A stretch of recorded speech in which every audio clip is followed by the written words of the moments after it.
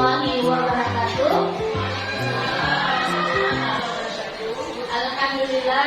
Alhamdulillahirabbil alamin wassalatu wassalamu ala asyrofil anbiya'i wal mursalin wa ala alihi washabihi ajmain. Puji dan syukur marilah sama-sama kita ucapkan kepada Allah Subhanahu wa taala yang mana pada hari ini, pada siang hari ini kita bisa berkumpul di ruangan yang sederhana ini dalam rangka kegiatan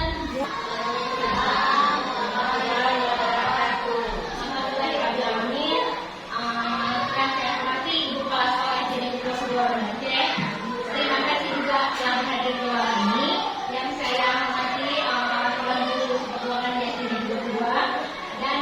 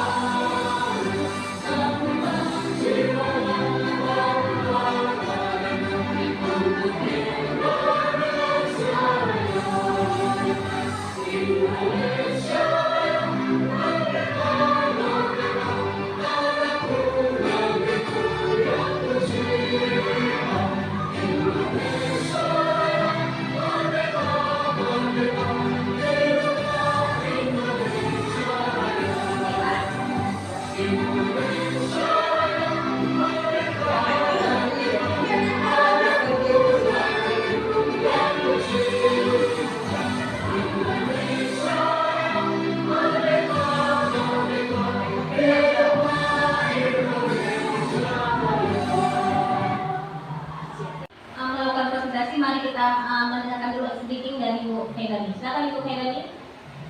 Betul semua kita. Ya.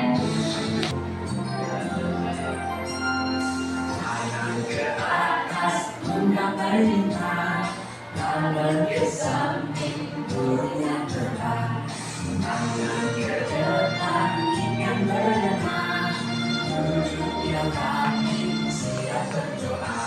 Takut dan ketan, taman ikutan, gulung-gulung, taman dikulung, mulai melingkar, kita berpundak, kanan, kiri, atas, bawah, siap berdoa. Satu jari kanan, satu jari kiri, bukan menjadi dua, dua jembatan panjang. Jari kanan, dua jari kiri, bukan menjadi abu-abu, dua kamera jengret. Tiga jari kanan, tiga jari kiri, bukan menjadi abu-abu, dua kamera tinggi. Empat jari kanan, empat jari kiri, bukan menjadi abu-abu, dua telinga tinggi. Lima jari kanan, lima jari kiri, bukan menjadi sepuluh, siap berdoa.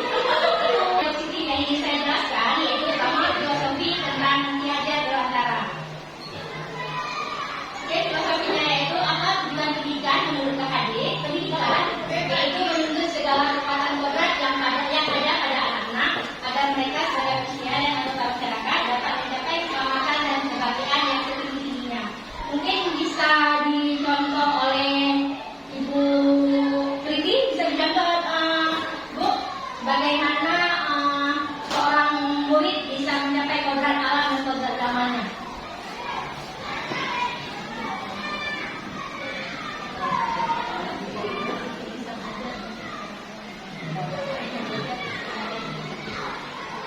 Baik, terima kasih kepada Bu Rani.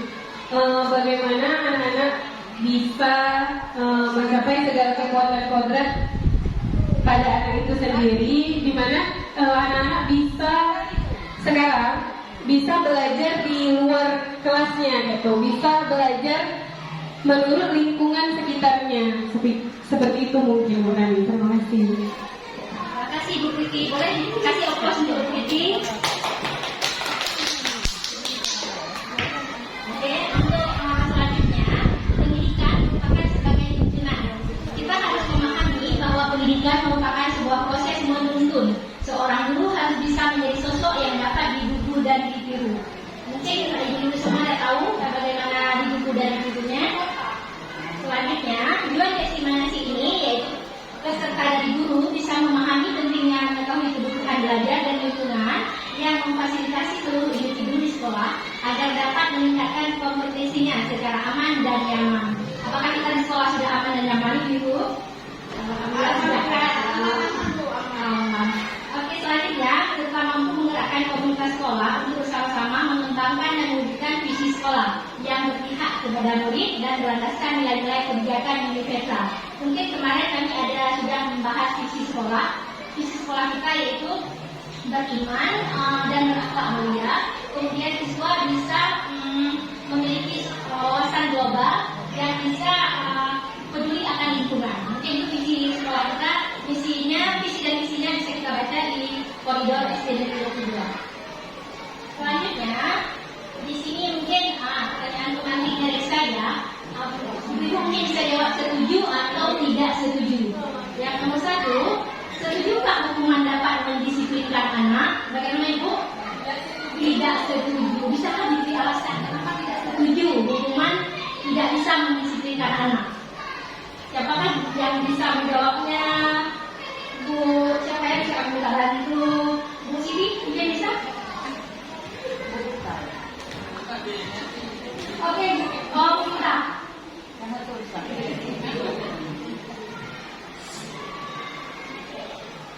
Jika memberi hukuman kepada anak, sebaiknya kalau kita memberi hukuman itu bisa membuat seorang anak itu menjadi down. Misalnya kita sering memberi dia hukuman sehingga teman-teman yang lain bisa melihat dia, akan tetapi bukan malah untuk memberi kebaikan untuk dia, malah akan mempermalukan si anak tersebut. Terima kasih. Bagaimana kawan-kawan yang lain? Sudah setujukah dengan jawaban kita? Alhamdulillah sudah setuju. Kemudian yang kedua, pemberian hukuman dengan hal positif seperti membaca atau membersihkan halaman sekolah dapat meningkatkan disiplin anak. Setuju apa tidak? Setuju. Yang ketiga, memberi penghargaan dapat meningkatkan motivasi belajar anak. Setuju apa tidak? Setuju. Oke. Selanjutnya, di sini topik pembahasan kami yaitu disiplin positif dan nilai kebajikan universal. Yang kedua, teori motivasi, hukuman dan penghargaan, restitusi. Yang ketiga, keyakinan kelas. Mungkin di sekolah, mungkin di kelas sudah ada keyakinannya masing-masing kan? Yang keempat, yaitu kebutuhan dasar manusia dan dunia berkualitas. Yang kelima, 5 posisi kontrol. Dan yang keenam, segitiga restitusi.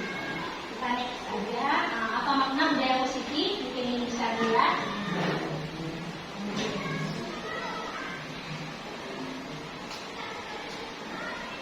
Perubahan paradigma yang pertama yaitu untuk membangun budaya yang positif, sekolah perlu menyediakan lingkungan yang positif, aman dan nyaman agar murid mampu berpikir, bertindak dan mencipta dengan merdeka, mandiri dan bertanggung jawab.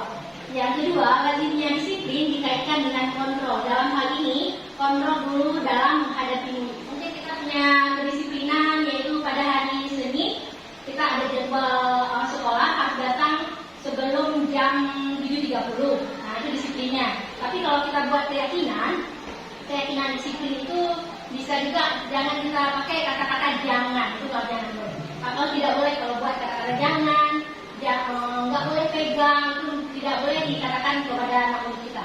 Yang lebih baiknya berkata yang bagi dia berkata yang senang. Misalnya kalau jangan untuk mencintai kebersihan, sebaiknya anak ibu buang sampahnya ke dalam tempatnya. Gitu.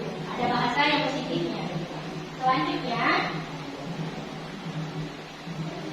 apa makna disiplin? Kata disiplin sering dikaitkan dengan tata tertib, teratur, dan kepatuhan pada peraturan. Mungkin ini bisa dibaca. Budaya positif yaitu lingkungan positif, keyakinan telah, dan peraturan telah. Untuk slide berikutnya kita belajar kebutuhan dasar manusia. Kebutuhan dasar yang manusia yang pertama itu ialah diterima. Mungkin kita kemana-mana kita pergi itu kalau udah diterima pasti ada keluarnya, ada cinta kasih, ada kasih sayang dari orang tersebut. Kemudian kebutuhan yang kedua yaitu penguasaan. Yang ketiga yaitu kesenangan. Yang keempat itu adalah kebebasan. Mungkin inilah kebutuhan dasar manusia. Bebas ya. Ini menarik nggak?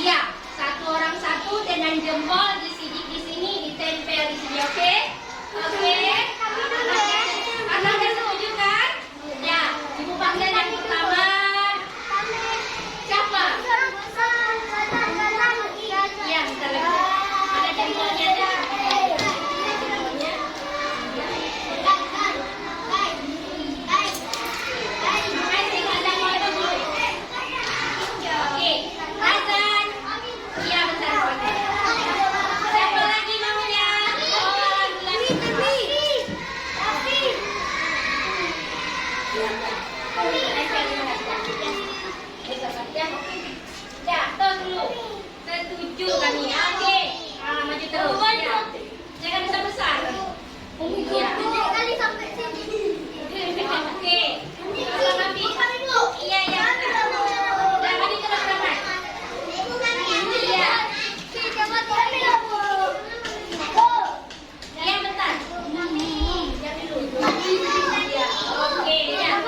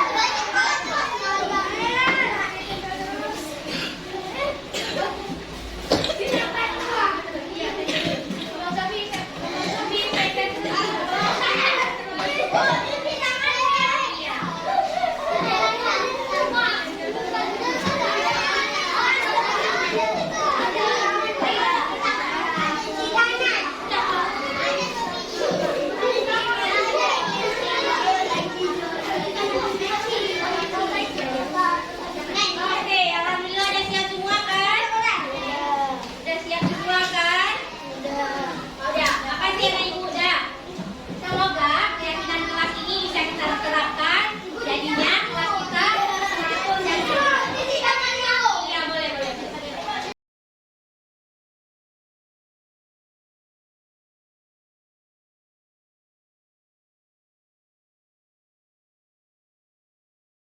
Assalamualaikum Uul. Apakah Uul tahu kenapa Ibu panggil kemari? Uul Ibu panggil karena Ibu dengar dari laporan Ketua Toas kalau Uul bertengkar dengan Balkis. Kenapa, Nek? Ya, Ibu kami lagi kesal karena lagi selalu menuntut jawaban saya kan hari ini saja, Bu. Kalau Ibu di posisi Uul, Ibu pun akan melakukan hal yang sama. Kalau apa yang kamu lakukan terhadap Balkis, Nek? Saya marah-marah, Bu, dan maki-maki jika dia tanpa sadar saya pukul mejanya dengan keras, Bu. Oh begitu. Pasti Uul buat begitu karena ada alasan kan? Kenapa alasannya, Nu? Iyalah, Bu, saya tidak bisa diam saja. Balkis tidak ada usaha seperti selalu kita membantu. Oh ya wajarlah Nek kalau kamu merasa marah karena tidak rela tugasmu dicontek. Teman, Ibu sangat menghargai perasaan kamu yang tidak membuat lebih dari itu, misalnya memukul langsung dia. Sekarang coba kita bayangkan keyakinan apa yang sudah Uul lakukan. Keyakinan kelas apa yang sudah Uul langgar? Saling menghormati antara teman. Menurut Uul, apakah saling menghormati itu penting? Itu, Bu. Oke, baik. Jika penting, apa yang Uul lakukan jika masih ada kejadian begini? Saya harus bisa bersabar, Bu, dan jika ada teman yang menyentuh saya akan lapor kepada guru kelas dan guru lain, Bu. Oke, terima kasih Uul. Itu jawaban yang tepat sekali. Uul pun tetap semangat selalu ya belajar ya, meskipun nanti ada dicontek, tapi usahakan jika ada yang menyontek lagi, Ibu Assalamualaikum warahmatullahi wabarakatuh. Saya Jazakun dari kelas 2B. Saya senang sekali diajar Ibu Rani untuk berdiskusi yang bisa mengendalikan dari amarah atas perlakuan teman kelas. Saya harus banyak bersabar dan menghormati teman.